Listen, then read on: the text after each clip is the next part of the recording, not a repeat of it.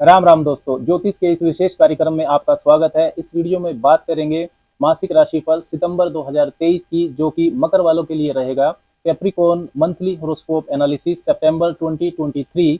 ये जो राशिफल है ये चंद्र राशि पर आधारित है, मतलब जिनकी चंद्र राशि मकर है उनके लिए ये विशेष काम का है। मकर लगन के लोग भी इसको देख सकते हैं और फायदा उठा सकते हैं। सितंबर के महीने में घरों की स्थितियां क्या संकेत दे रही हैं आपके जीवन के विभिन्न क्षेत्र के बारे में, इसकी चर्चा विस्तार से इस वीडियो में रहेगी। आपके जीवन के जो विभिन्न क्षेत्र हैं, शिक्षा का पक्ष, संतान का पक्ष, भाग्य पक्ष, कैरियर, वैवाहिक जीवन, नौकरी, बिजनेस, धन की स्थिति, इन सभी की चर्चा करेंगे। मासिक राशिफल आने वाले जो महीना है उसमें होने वाली घटनाओं का एक पूर्वानुमान आपको देता है। इसके आधार पर आप अपने व्यवहार में बदलाव कर सकते हैं, उसके हिसाब से अपनी योजना को आप बना सकते हैं। सबसे पहले मकर राशि वालों के लिए सितंबर के महीने में घरों की स्थितियों को अगर समझें तो आपकी राशि के स्वामी शनि वक्री चल रहे हैं, अपनी मूल त्रिकोण राशि कुंभ में दूसरे भाव में रहेंगे। बृहस्पति और राहु का कमजोर चंडाल दोष अभी भी आपके चौथे भाव में बना ही हुआ है। कमजोर इसलिए क्योंकि अब उनके बीच की जो अंशात्मक दूरी है वो 18 डिग्री के करीब हो चुकी है। मेष राशि में चौथे भाव में वो रहेंगे। केतु आपके दसम भाव में रहेंगे तुला राशि में। मंगल पूरा महीना आपके नवम भाव में रहने वाले हैं और शुक्र आपके सप्तम भाव में रहेंगे कर्क राशि में। 4 सितंबर से शुक्र मार्गी हो जाएंगे। बृहस्पति 4 सितंबर को ही वक्री भी होने वाले हैं। सूर्य अष्टम भाव के स्वामी होकर अष्टम भाव में रहेंगे 17 सितंबर तक सिंह राशि में, और 17 सितंबर को वो कन्या राशि में मंगल के साथ नवम भाव में चले जाएंगे। बुध पूरा महीना अष्टम भाव में रहने वाले हैं। 15 तारीख तक वो वक्री रहेंगे, बाद में बुध मार्गी हो जाएंगे। अब बात करते हैं परिणाम की कि इन घरों की स्थितियों से क्या इशारा मिलता है, क्या संकेत मिलते हैं। तो सबसे पहले स्वास्थ्य की बात करते हैं। तो पहला भाव और उसका स्वामी स्वास्थ्य के बारे में महत्वपूर्ण जानकारी देता है। तो पहले भाव के स्वामी शनि वक्री चल रहे हैं आपके दूसरे भाव में। शनि की साढ़े साथी भी है, स्वास्थ्य अच्छा है फिर भी सितंबर के महीने में। दूसरा भाव आपके खाने पीने का है और शनि अगर वहां पर है तो शनि का प्रभाव जहां पर होता है वहां पर एक्स्ट्रा एफर्ट, सीरियसनेस की जरूरत को वो दिखाता है। तो अपना जो लाइफ स्टाइल है, खाने पीने का जो तरीका है, खाने पीने पर आपको ध्यान देना होगा। कुंडली में यदि आपका शनि खराब है, लगन कुंडली में उसकी स्थिति वो पीड़ित है या नीच का है, तो और अभी क्योंकि वो गोचर में वक्री चल रहा है तो आपको ज्वाइंट पेन, नसों में दर्द, ये सब चीजें हो सकती हैं। लेकिन एक अच्छी बात यह भी है कि आपके जो छठे भाव के स्वामी है वो अष्टम भाव में रहेंगे बुध। तो विपरीत राज्यों की ये स्थिति है, तो आपका यदि कोई पुराना रोग है, बीमारी है, उसमें आपको राहत सितंबर के महीने में मिल सकती है।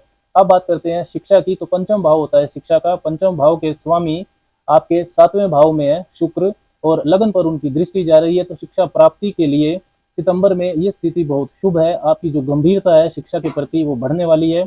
बुध अष्टम भाव में है जो कि बुद्धि के कारक हैं, और बृहस्पति ज्ञान के कारक, वो राहु के साथ हैं। थोड़ा कंसंट्रेशन बनाने में एक्स्ट्रा एफर्ट आपको जरूर करना होगा। लेकिन जो विपरीत राजयोग बन रहा है छठे घर के स्वामी अष्टम भाव में, तो बुध का, वो आपको कंपटीशन एग्जाम को क्रैक करने में मदद कर सकता है। आपको जो अपना फोकस है वो बढ़ाना होगा। छठा भाव कंपटीशन का होता है। नया एडमिशन लेना है, कुछ आपको परिवर्तन करना है शिक्षा में, तो आप कर सकते हैं सितंबर के महीने में। अब बात करते हैं भाग्य की। कैरियर, नौकरी, बिजनेस, धन की स्थिति, ये सब कैसी रहने वाली है। तो नवम भाव होता है भाग्य का, वहां पर चौथे और 11वें भाव के स्वामी होकर मंगल बैठे हुए हैं। लेकिन जो नवम भाव के स्वामी है बुध, वो अष्टम भाव में है, और 17 सितंबर तक सूर्य भी वहीं रहने वाले हैं। सूर्य अष्टम भाव के स्वामी भी हैं। 17 सितंबर के बाद सूर्य नवम भाव में चले जाएंगे। तब ये आपके 7वें और 8वें भाव के बीच में राशि परिवर्तन हो जाएगा, एक्सचेंज हो जाएगा। मतलब 8वें भाव के स्वामी सूर्य नवम भाव में होंगे और नवम भाव के स्वामी जो बुध हैं वो अष्टम भाव में होंगे। तो भाग्य के साथ में मजबूती सितंबर के महीने में नहीं दिखाई देती है।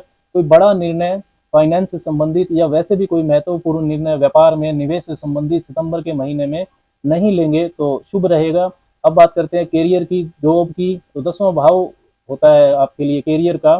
केतु की वहां पर स्थिति बनी हुई है, बृहस्पति की दृष्टि भी है, और जो 10वें भाव के स्वामी हैं शुक्र, वो सप्तम भाव में अपने से दसम, 7th house is 10th from 10th। तो आपके अंदर जॉब और कैरियर को लेकर, वर्क एनवायरनमेंट को लेकर पॉजिटिव थॉट्स, कॉन्फिडेंस, वो सितंबर के महीने में बढ़ेगा शुक्र की वजह से, क्योंकि शुक्र की दृष्टि पहले भाव पर जा रही है।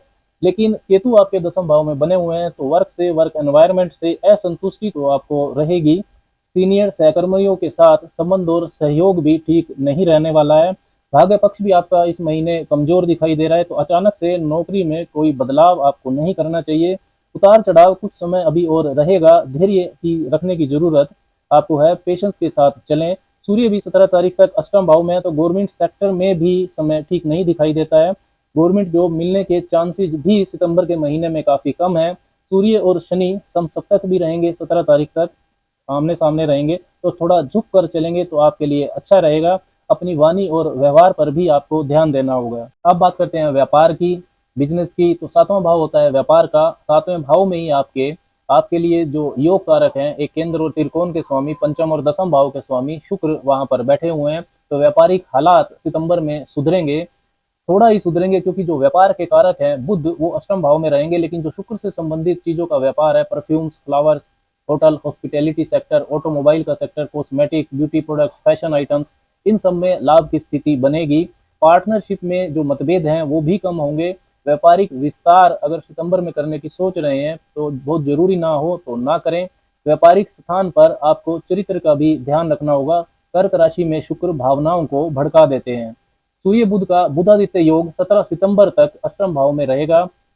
आठवां भाव जो है वो अनअर्न्ड मनी का होता है, जो धन हमने कमाया नहीं है, और इसकी योग की, बुधादित्य योग की दूसरे भाव पर दृष्टि जाएगी, धन भाव पर, तो अचानक से कुछ धन लाभ होने की संभावना भी सितंबर में है। कोई रुका हुआ पैसा, कोई फंसा हुआ पैसा आपको वापस मिल सकता है, ससुराल से आपको लाभ हो सकता है, और पैतृक संपत्ति का लाभ होना भी संभव है। 17 सितंबर तक कोई गिफ्ट आपको, कीमती गिफ्ट आपको मिल सकता है। देखिए, जो आपके धनेश शनि हैं वो दूसरे भाव में ही हैं, तो कैरियर में संघर्ष के बाद ही सही धन लाभ तो होता हुआ दिखाई दे रहा है। शनि वक्री है तो आपको पुराने लिंक्स से, पुराने क्लाइंट्स से पहले की गई मेहनत का पैसा, ये सब आपको मिल सकता है। 12वें भाव के स्वामी बृहस्पति वो चौथे भाव में है राहु के साथ, तो पारिवारिक जीवन में सुख के अनुभव में कमी होगी, लेकिन मकान, जमीन, वाहन, ये सब ये दिलवा सकते हैं, उस पर खर्चा करवा सकते हैं। यात्राओं पर भी आपका खर्चा हो सकता है। 11वें भाव के स्वामी मंगल आपके नवम भाव में रहेंगे, तो नेटवर्क सर्कल से, बड़े भाई बहनों से मेहनत के बाद आपको लाभ हो सकता है। फॉरेन ट्रेवल आप कर सकते हैं। विदेश संबंधी आने जाने की कोई किसी भी तरह की अगर परेशानी है तो वो सितंबर के महीने में दूर हो सकती है। देखिए, सितंबर के महीने में भाग्य पक्ष कमजोर दिखाई दे रहा है। कैरियर, व्यवसाय, नौकरी का पक्ष भी एवरेज स्थिति में है, तो इसका मतलब ये नहीं है कि सभी मकर वालों के साथ ऐसा ही होगा। यदि आपकी कुंडली में योग अच्छे हैं और उन योगों की दशा चल रही है, दशा आपकी अच्छी है, तो ये जो गोचर के संकेत हैं सितंबर के महीने में, ये बहुत कम प्रभाव डालेंगे आपके ऊपर। लेकिन यदि आपकी कुंडली में भी जो ग्रहों की स्थिति है वो ऐसी है कि जो इस समय गोचर में चल रही है, तब आपको सावधान रहने की जरूरत होगी। ज्योतिष में प्रोमिस, दशा और ट्रांजिट, इन तीनों का बहुत महत्व होता है जब प्रेडिक्शंस की जाती हैं। प्रोमिस मतलब आपकी कुंडली का योग, और उन योग को बनाने वाले ग्रहों की दशा जब गोचर के संकेतों से मैच होती है, सिंक्रोनाइज होती है, तब कोई घटना घटती है। इसलिए जब भी आप राशिफल को सुनते हैं, चाहे वो मासिक राशिफल हो, वार्षिक राशिफल हो या दैनिक राशिफल हो, तो इन चीजों का आपको ध्यान रखना चाहिए। अब बात करते हैं रिश्ते और पारिवारिक जीवन की। सबसे पहले वैवाहिक जीवन को देखें तो 7वां भाव होता है विवाह का, वहां पर शुभ ग्रह शुक्र आपके इस महीने बैठे हैं, तो ठीक है, संबंधों में आपकी मधुरता बढ़ेगी। पार्टनर का जो मूड स्विंग है वो कुछ आपको ज्यादा प्रभावित कर सकता है, क्योंकि देखिए, मकर लगन में पार्टनर के मूड स्विंग की जो समस्या है वो ज्यादा रहती है, क्योंकि चंद्रमा यहाँ पर आपके स्वामी बनते हैं जो घटते बढ़ते रहते हैं, और शुक्र जब कर्क राशि में बैठते हैं तब भावनाएं बढ़ जाती हैं। अपनी वाणी और व्यवहार का आपको ध्यान रखना होगा। सूर्य शनि जो कि समसप्तक हैं उनकी वजह से। प्रेम और लव रिलेशनशिप का मामला देखें तो पंचम भाव होता है उसके लिए। पंचम भाव के स्वामी भी आपके लिए शुक्र ही बनते हैं जो कि सप्तम हाउस में है, 7th हाउस में। तो रिलेशनशिप का लिए भी महीना ये अच्छा है। सिंगल है तो रिलेशन आपका बन सकता है, लेकिन किसी भी तरह के रिश्ते में वाणी और व्यवहार को आपको सितंबर के महीने में देखना होगा। माता के स्वास्थ्य का आपको विशेष रूप से ध्यान रखना होगा। चौथे भाव में आपके बृहस्पति और राहु हैं, और जो चौथे भाव के स्वामी हैं वो अपने से छठे हैं 9वें भाव में। पिता की वाणी में कुछ कटुता हो सकती है सितंबर के महीने में, कुछ कहें तो आपको सुन लेना चाहिए। सितंबर के महीने में कुछ विशेष उपायों की बात करें तो माँ लक्ष्मी की आपको उपासना करनी चाहिए, उनको लाल फूल अर्पण करें। श्री सूक्त का पाठ आप कर सकते हैं, स्त्रियों का सम्मान करें, और हल्का परफ्यूम यदि आप यूज करते हैं तो आपके लिए अच्छा रहेगा। गुड़ और अनाज का दान आपको निर्धन को करना चाहिए, और शनिवार को संध्या के बाद पीपल के नीचे आपको दीपक जलाना चाहिए सरसों के तेल का। अब बात करते हैं कुछ शुभ तारीखों की जो सितंबर के महीने की रहेंगी। जिन तारीखों पर आपके मन में उत्साह रहेगा उस दिन आपको कुछ धन लाभ हो सकता है। ये तारीखें हैं 1, 4, 5, 6, 11, 12, 14, 20, 28 और 29। ये तारीखें चंद्रमा की मूवमेंट और नक्षत्रों की गणना पर आधारित हैं। इसके विपरीत कुछ ऐसी तारीखें भी हैं जिन पर आपको वाद विवाद से सावधान रहना चाहिए। आपके मन में उत्साह भी उन दिनों उन तारीखों पर कम रहेगा, और धन के लेन देन में भी आपको सावधानी रखनी होगी। ये तारीखें हैं 7, 8, 9, 13, 18, 19, 23 और 24। अब बात करते हैं सितंबर के महीने के व्रत और त्योहारों की। देखिए, व्रत और त्योहार आपका आध्यात्मिक विकास तो करते ही हैं, साथ ही में यदि आपकी कुंडली में जो ग्रह दोष हैं तो इन तारीखों पर, तिथियों पर आप विशेष उपाय भी कर सकते हैं।